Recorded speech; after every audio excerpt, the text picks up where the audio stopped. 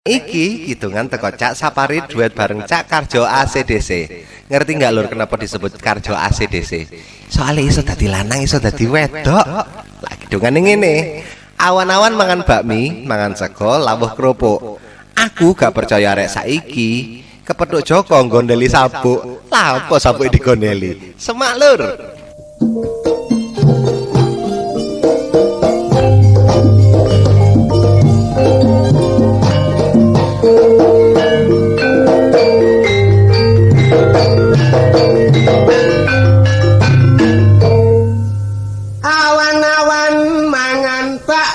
Mangan sego lawuh kerupuk.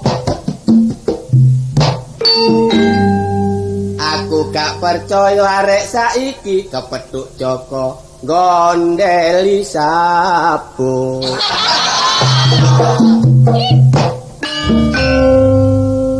Saiki wis ungsume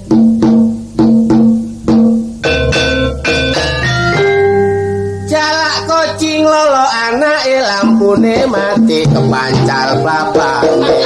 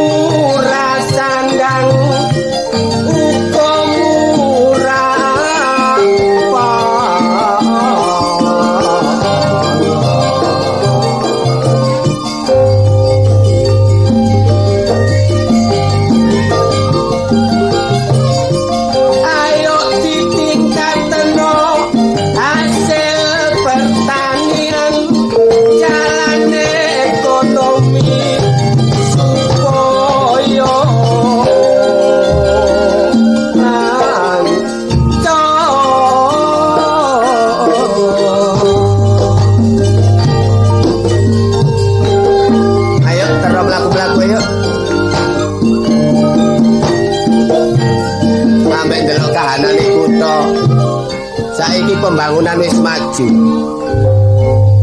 Embong-embong padha diaspal, lampune padhang. Senajan mlaku kaya dalu kaya awan. Ayo, Cak. Genah-genah.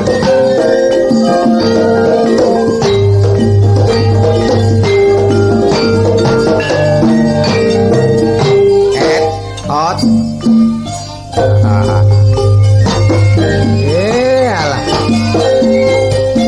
Sopo le gak seneng melaku ditabun jula-juli, aku pirane krungu tak banjol-joli. Utang-utang iku sawangane kaya wis gak duwe utang. Tak kidungane genah-genah.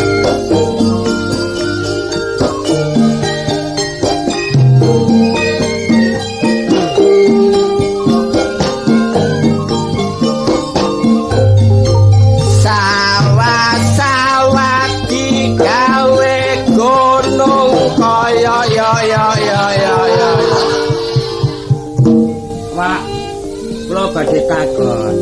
Takon apa? Dalane Kasakutha niku pundi, Pak? Gak ngono niki wong endi karo kutha iki? Sampeyan niki takon kutha ta? Nggih. Lah niki nek kepengin ro kutha, niki sampeyan ngulon serut, menggok ngidul seret, menggok ngulon serot. Lah niki kutha. Lah nek ceblok krosak ngono nggih. Cari takon kutha. Takoni ngono kaya nesuwan kok benci aku. Sing benci mono aku. Takon iku ndelok tugase.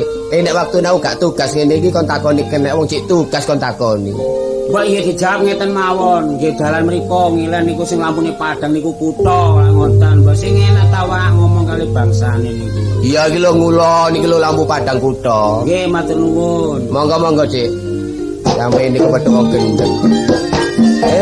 Gak ngereken.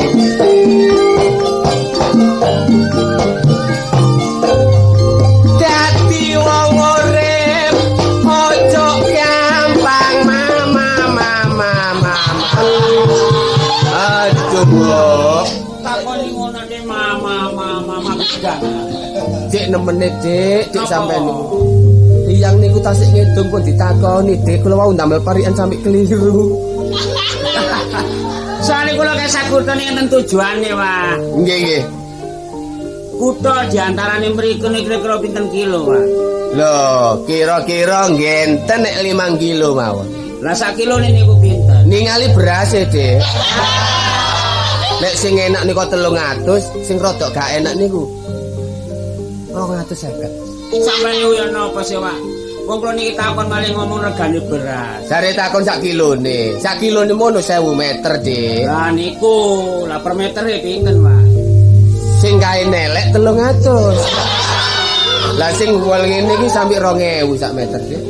Mboten maksude niku lho nggih pinten kilo niku lho, Pak, mbok meteran. 3 kilo napa 4 kilo? 3 kiloan, Dik. Oh, nggih ngoten nggih, Pak. Iya ya. Takoni ngono kok benci ya. Sing benci mono aku. Matur nuwun, Pak. Monggo, masalah rek iki. Ala penggoda iki ono ae. Ka direwangi ku takon direwangi garai mangkel. Kemis me.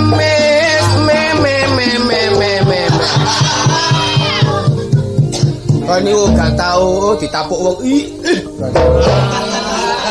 Moruan tangan lho, Pak. Kula niki senes bojo sampean lho, Pak. Tuangane pelak-pelek. Gak diblek maneh wong takon iku mbok mesisan aja dicecil kaya wong ngeridit dene. Mboten maksude kula niki mangke teng kutha niki badhe pados niku stasiun. Lho. Stasiun kok dipadosi? Ajeng itu stasiun ta? Nggih, omahe sepur niku lho. Oh, sane sama sepur stasiun. Nggih. Niki lho enten omah wedhong niki sing mujur ngulon dawa niki stasiun. Oh ngoten ta. Nggih. Pokoke kula niki mangke njojok mriku. Sampeyan njojok stasiun. Takoni ngono nesuwan kok benci ya. Lho, dibenci pindho. Aku sing benci, Dik. Nggih matur nuwun, Pak. Monggo. Oh, alah. Padahal gak main iki sing wong gak rukuto. Nek aku sing nduduhi sapa sing nduduhi?